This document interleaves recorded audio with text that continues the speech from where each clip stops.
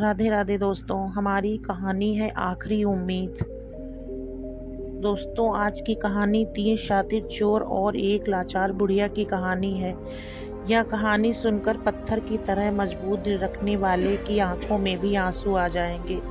जिस गरीब बुढ़िया ने अपनी सारी संपत्ति बेचकर बेटी के विवाह के लिए धन इकट्ठा किया, उसके साथ शातिर चोरों ने कौन सा व्यवहार किया, इस कहानी के माध्यम से समझते हैं। दोस्तों, यह कहानी बड़ी ही शिक्षाप्रद और ज्ञानवर्धक है, इसलिए मेरा आपसे निवेदन है कि कहानी के अंत तक हमारे साथ में बने रहना। पुराने समय की बात है, जब एक नगर से कुछ दूर बसी हुई एक शांत बस्ती में 3 शातिर चोर रहते थे। उनकी चालाकी यह थी कि वे तीनों आम लोगों की तरह ही दिखाई देते थे। उनका पहनावा बिल्कुल साधारण था। बोलचाल में वे सबके साथ बड़ी ही नरमी से पेश आते और देखने में वे बहुत ही नेक और भले इंसान लगते थे। गांव के लोग उन्हें बहुत ही शरीफ समझते थे, यहाँ तक कि उन सभी के अपने परिवार वालों को भी उनकी असलियत के बारे में मालूम नहीं था। परंतु सच्चाई तो यही थी कि वे तीनों रात के अंधेरे में दूर दराज के इलाकों में चोरी करने के लिए निकल जाते थे और फिर चोरी करके बहुत ही सफाई से सुबह होने से पहले ही अपने गांव में वापस आ जाते थे। यह तीनों न सिर्फ चोर थे बल्कि बहुत ही पक्के दोस्त भी थे। उनकी दोस्ती ऐसी थी कि सुख हो या दुख, उन्होंने कभी भी एक दूसरे का साथ नहीं छोड़ा। कोई मुसीबत आ जाए, तीनों मिलकर उसका सामना करते थे।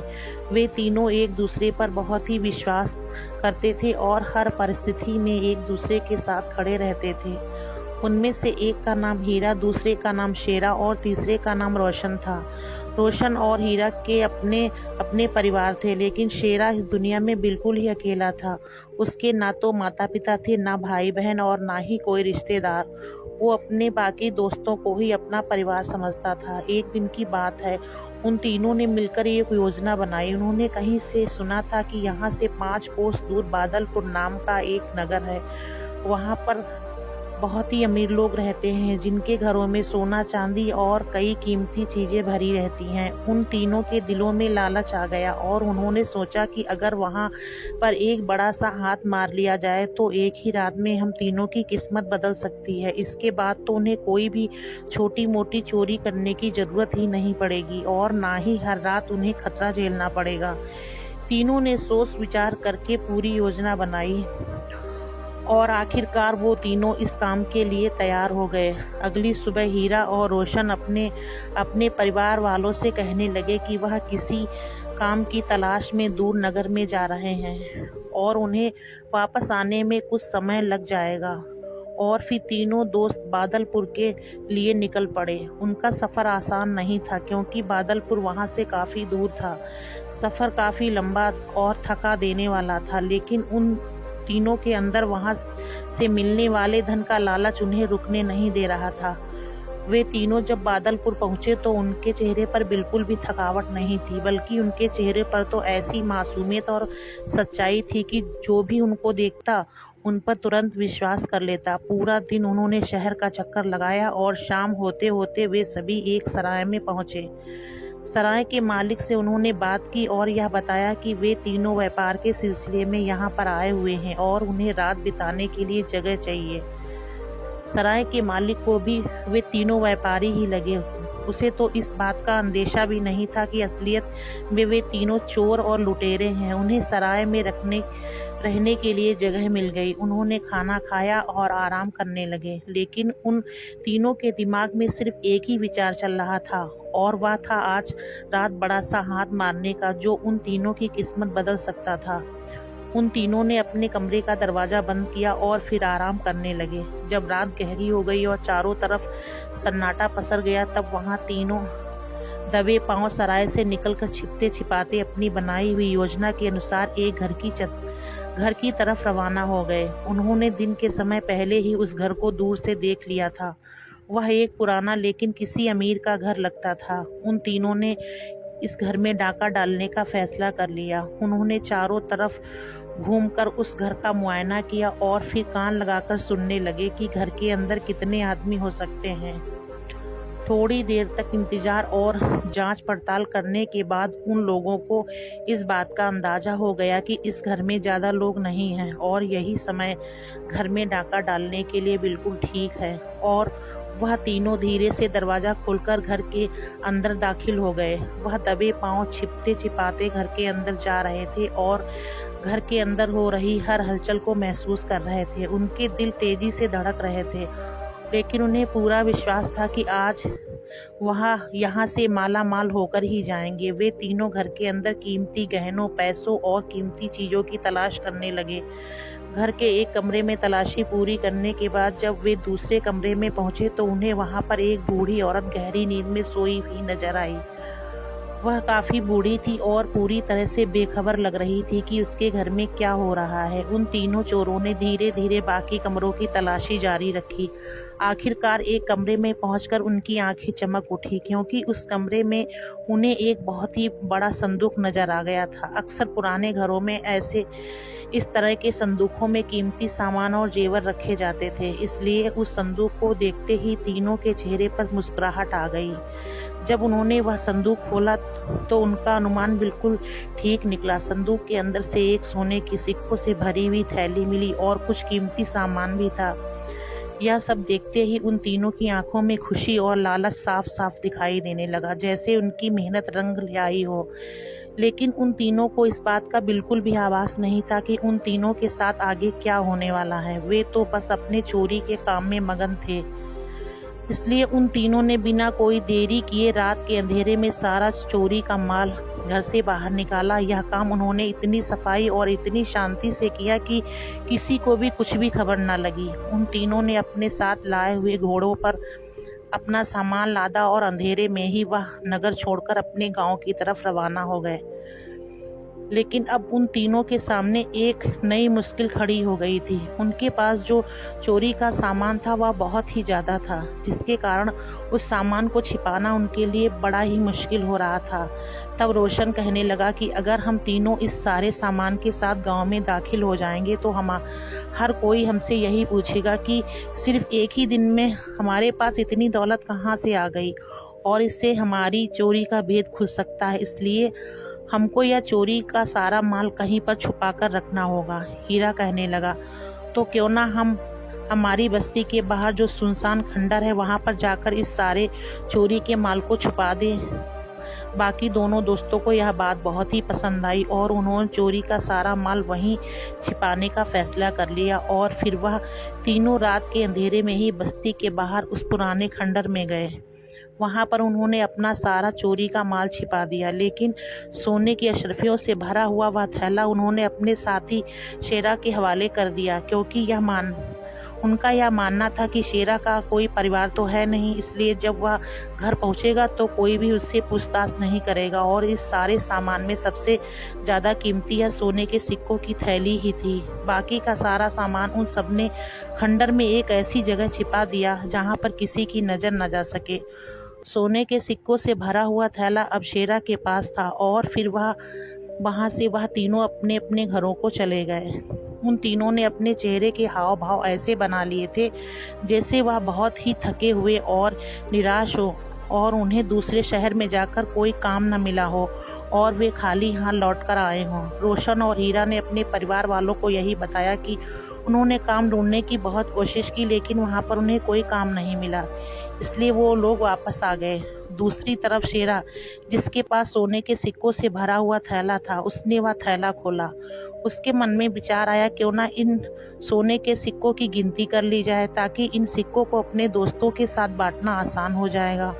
और उसने सिक्कों की गिनती शुरू कर दी। गिनती जब पूरी हुई तो वह हैरान रह गया, क्योंकि वह पूरे 1000 सोने के सिक्के थे। उस जमाने में यह बहुत बड़ी रकम थी। शेरा का दिल खुशी से झूमने लगा और जब उसने थैली को अच्छी तरह से देखा तो उसमें एक चिट्ठी उसके हाथ लगी। वो चिट्ठी बहुत ही अजीब थी। शेरा ने चिट्ठी पढ़नी शुरू की। अभी चिट्ठी तो पढ़ना शुरू कर ही दिया था कि उसके हाथ कांपने लगे। दिल जोर जोर से धड़कने लगा। डर और दुख के कारण वह जमीन पर ही बैठ गया और सारी दौलत और सिक्कों के बारे में वह भूल ही गया था। चिट्ठी में कुछ इस तरह से लिखा था कि मेरी प्यारी बेटी, पता नहीं तुम अब कहाँ पर हो। तुम्हारा पिता भी अब इस दुनिया से चल बसा है। अब मैं भी आखिरी सांसें ले रही हूँ। मैंने अपनी और तुम्हारे पिता की सारी जमा पूंजी और कीमती सामान तुम्हारे लिए इस कमरे में रख दिया है। तुम जब भी आओगी तो यह तुम्हारा दहेज है। हमारी तरफ से तुम इसे स्वीकार कर लेना और शादी कर लेना, खुशी से अपनी ज़िंदगी गुजारना। मुझे पता है कि तुम्हारी शादी सिर्फ गरीबी के कारण टूट गई है। यह सोचकर मैं अपना सब कुछ बेचकर तुम्हारे लिए कीमती सामान और सोने के कुछ सिक्के तुम्हारे लिए छोड़े जा रही हूँ। मैं तो मर ही जाऊंगी, लेकिन तुम अपना जीवन खुशी से गुजार लेना। बिटिया, गरीबी बहुत ही बुरी चीज़ है, नहीं तो मैं तुम्हारे लिए और भी बहुत कुछ कर सकती थी। तुम्हारी बदनसीब माँ। और फिर चिट्ठी पढ़कर शेरा की आंखें पछतावे से भर गईं। अब उसे वह सिक्कों की थैली एक बोझ लगने लगी थी। उसकी आंखें आंसुओं से भर चुकी थी। एक चोर होने के बावजूद भी वो फूट फूट कर रोने लगा। वो सिक्कों से भरी हुई थैली को देखता रहा, जैसे वो थैली सोने के सिक्कों से नहीं बल्कि उसके गुनाहों से भरी हुई हो। और फिर उसे अपनी माँ याद आ गई, जिसने उसे पाल पोस कर बड़ा किया था।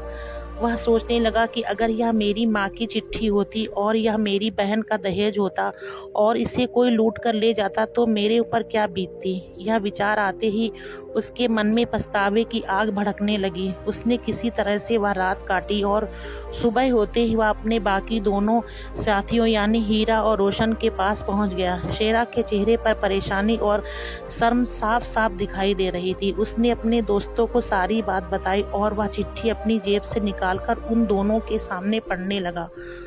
फिर कहने लगा, मैं तो यह सिक्के और सारा सामान वापस करने जा रहा हूँ। यह हम लोगों का नहीं है बल्कि किसी माँ की आखिरी उम्मीद है। हीरा और रोशन ने जब उसकी बात सुनी तो वह दोनों चुपचाप खड़े रहे। उन दोनों के दिलों में एक तूफान सा उठ रहा था। उनमें से रोशन आगे बढ़ा और कहने लगा, नहीं दोस्त, तुम यह काम बिल्कुल भी नहीं कर सकते। अगर कोतवाल को इस बारे में पता चल गया तो यह सारा सामान तुम्हारे पास था तो तुम्हारे हाथ ही काट दिए जाएंगे और साथ ही यह पता नहीं कौन सी सज़ा तुम्हें दी जाएगी। और वैसे भी यह सारा सामान हम तीनों ने एक साथ मिलकर लूटा है और अगर तुम सारा सामान वापस लौटा दोगे तो इसमें हमारा हिस्सा भी वापस चला जाएगा और यह बात मैं कभी बर्दाश्त नहीं कर पाऊंगा। फिर हीरा कहने लगा कि तुमने ठीक कहा रोशन, हम यह सामान बिल्कुल भी वापस नहीं करेंगे। किस्मत से यह हमारे हाथ लगा है। हम एक चिट्ठी के कारण यह कीमती सामान और सोने के सिक्कों की थैली अपने हाथ से नहीं जाने देंगे। शेरा, क्या तुम्हारा दिमाग खराब हो गया है? लेकिन शेरा बड़ी ही नरमी और सच्चाई के साथ बोला कि ठीक है, अगर तुम दोनों ने यही फैसला किया है तो मैं तुम दोनों का हिस्सा अपनी जेब से तुम्हें दे दूंगा और अगर कोतवाल की सज़ा भी मुझ पर आ गई तो मैं वह भी हंसकर स्वीकार कर लूँगा। लेकिन मैं एक माँ के आंसू और एक बदनसीब बेटी का दुख बर्दाश्त नहीं कर सकता। मैं एक गुनहगार चोर हूँ, लेकिन इतना मतलबी और इतना बेशर्म नहीं हूँ कि अगर मैंने यह सामान वापस नहीं किया तो मेरा यकीन करो कि मैं पागल हो जाऊँगा। इस चिट्ठी में लिखी हुई बातें मेरे दिल को छलनी कर रही हैं। और फिर शेरा ने अपने दोस्तों की रजामंदी या नाराजगी की परवाह नहीं की और सारा सामान घोड़े पर लादा सिक्कों से भरी हुई थैली ली और अकेला ही बादलपुर की तरफ रवाना हो गया। वह सारा दिन सफ़र करता रहा। थका होने के बावजूद भी उसका दिल अब काफ़ी हल्का महसूस कर रहा था, जैसे उसके दिल से कोई बड़ा बोझ उतरने वाला हो। आखिरकार वो शाम के समय उस नगर में पहुंच गया जहां से यह सब कुछ शुरू हुआ था। वह गलियों से गुजरा, उसने उस पुराने घर की तरफ चलने लगा। काफ़ी देर तक ढूंढने के बाद उसे वो घर मिल ही गया। उसे पक्का विश्वास था कि उस घर में अभी भी बूढ़ी औरत के अलावा और कोई नहीं होगा, इसलिए वह सीधा बेधड़क घर के अंदर चला गया। पर जैसे ही उसने घर के अंदर कदम रखा तो उसे कमरे में किसी औरत की रोने की आवाज़ आई। उसके दिल में एक डर सा बैठ गया। आखिर यह सब क्या मामला है? जब धीरे धीरे वह कमरे के अंदर गया तो उसने देखा कि वह बूढ़ी औरत अब इस दुनिया में नहीं रही थी। उसकी मौत हो चुकी थी। कमरे में जो औरत रो रही थी उसे देखकर शेरा सोचने लगा कि शायद यह वही लड़की है जिसके लिए वह चिट्ठी लिखी गई थी। शेरा ने जब उससे पूछा तो पता लगा कि वह उस बुढ़िया औरत की बेटी नहीं थी, बल्कि वह तो पड़ोस में रहने वाली एक पड़ोसन थी जो उस मरने वाली बूढ़ी औरत की देखभाल किया करती थी। फिर शेरा ने वह सारा सामान एक एक करके कमरे में वापस रखना शुरू कर दिया। उसने सिक्कों से भरा हुआ थैला भी वहीं पर रख दिया, बिल्कुल उसी तरह जैसे वह सारा सामान वहां से मिला था। वो यह सारा काम इस तरह से कर रहा था जैसे किसी की अमानत वह उसकी असली हकदार तक पहुंचा रहा हो। इस दौरान वो पड़ोस की औरत रोए जा रही थी, उसको हैरानी से देखने लगी। उसने पूछा कि भाई तुम कौन हो? शेरा ने धीरे से जवाब दिया, मैं इनका रिश्तेदार हूँ। उस औरत ने शक भरी नज़रों से शेरा को देखा और कहा, पहले तो तुम्हें कभी नहीं देखा। यह बात सुनकर शेरा चुप ही रहा, वह कुछ ना बोल सका। उसने सच बताने की जरूरत महसूस नहीं की, क्योंकि अंदर अंदर वह भी जानता था कि वह उसका रिश्तेदार नहीं है, और अगर वह सच बता देगा तो उसे शहर के कोतवाल के सामने ले जाया जाएगा। इसके बाद शेरा ने अपनी इच्छा से मोहल्ले के कुछ लोगों को इकट्ठा किया और उस बूढ़ी औरत का अंतिम संस्कार करवाया और फिर उसी घर में रह गया। अब वह उस बूढ़ी औरत की बेटी का इंतजार कर रहा था, जिसके लिए यह सारी अमानत रखी गई थी। वैसे तो शेरा एक डाकू था, लेकिन उसका यह बर्ताव दिखाता था कि उसके अंदर आज भी इंसानियत जिंदा थी, क्योंकि इंसान की पहचान उसके पहनावे से नहीं बल्कि उसके व्यवहार से होती है। अब शेरा उस घर में ही रहने लगा। वह बिल्कुल चुप और अपने विचारों में डूबा रहता। अब तो उसे सिर्फ उस लड़की का ही इंतजार था जिसके लिए यह सारा सामान रखा गया था। वह रोज दरवाजे पर खड़ा होकर इंतजार करता। कई बार वह गांव के लोगों से पूछता, लेकिन उसे कोई खबर न मिली। और फिर कुछ दिन गुजरे। एक दिन अचानक एक बहुत ही खूबसूरत लेकिन परेशान हालत में एक लड़की घर में दाखिल हुई। जैसे ही उसने कमरे में एक अजनबी को बैठे हुए देखा तो उसकी चीख निकल गई। वह पूछने लगी, तुम कौन हो? मेरी माँ कहाँ पर है? मेरे पिताजी कहाँ पर है? शेरा ने धीरे से जवाब दिया, मैं इस शहर में नया आया हूँ। तुम्हारी माँ पिछले कई दिनों से बीमार थी और अभी कुछ दिन पहले ही उनकी मौत हो गई है। मुझे यह भी पता लगा है कि तुम्हारे पिता भी कुछ महीने पहले ही इस दुनिया से चल बसे हैं। यह सुनते ही लड़की जोर जोर से रोने लगी। आंसू रुकने का नाम ही नहीं ले रहे थे। उसकी हालत देखकर शेरा का दिल भर आया। तब शेरा ने अपने आप को संभाला और फिर उस लड़की को हौसला देते हुए कहने लगा, मौत तो एक सच्चाई है जो हर किसी को आनी है, और जब इंसान बूढ़ा हो जाता है तो इस दुनिया से चले जाना ही उसका नसीब होता है। लेकिन मुझे तुम पर बहुत ही गुस्सा आ रहा है। तुम उन्हें इस हालत में छोड़कर क्यों गई थी? लड़की चुपचाप उसकी बातें सुन रही थी। शेरा की बातों में गुस्सा था, लेकिन उसके गुस्से में इंसानियत और सच्चाई भी थी। उस लड़की ने पहली बार किसी अजनबी की आंखों में अपने लिए इतनी हमदर्दी महसूस की थी। वो कांपती हुई आवाज में कहने लगी, मैं माता पिता की इच्छा के अनुसार ही कुछ समय पहले एक दूसरे शहर में अपनी बुआ के पास चली गई थी। उस समय मेरे माता पिता दोनों बिल्कुल ठीक थे।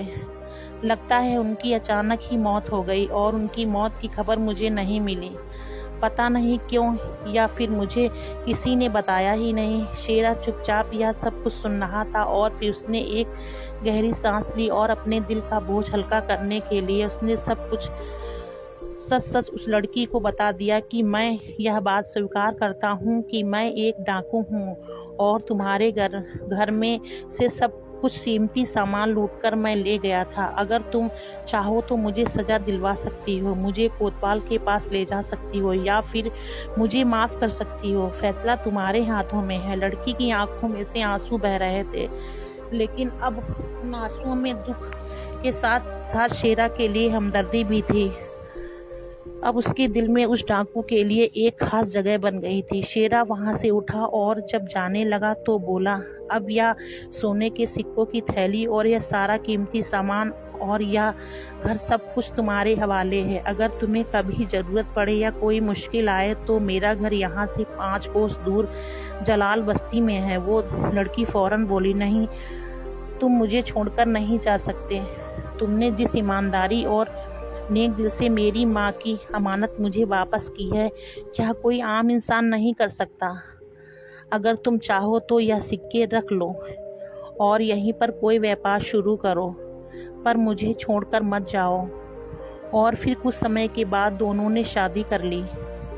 अब शेरा कोई डाकू नहीं था, बल्कि एक ईमानदार व्यापारी बन चुका था।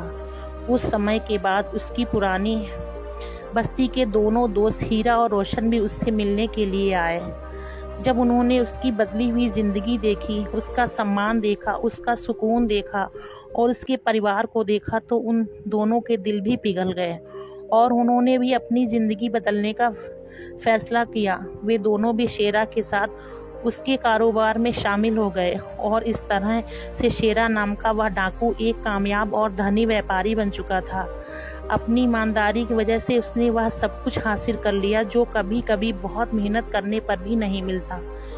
यह कहानी हमें सिखाती है कि हमें कभी भी किसी दूसरे की मजबूरी या लाचारी का फ़ायदा न उठाकर बल्कि इंसानियत के नाते उसकी सहायता करनी चाहिए, जिस तरह से शेरा नाम के उस डाकू ने की, जिसका नतीजा यह हुआ कि उसे न सिर्फ डाकू की ज़िंदगी से छुटकारा मिला, बल्कि एक नए जीवन की शुरुआत हुई और एक अच्छा घर और एक अच्छा जीवन साथी भी मिल गया। अगर आपको हमारी वीडियो अच्छी लगी, वीडियो को लाइक करें, शेयर करें। चैनल पे नए हो तो प्लीज़ चैनल को सब्सक्राइब ज़रूर करें।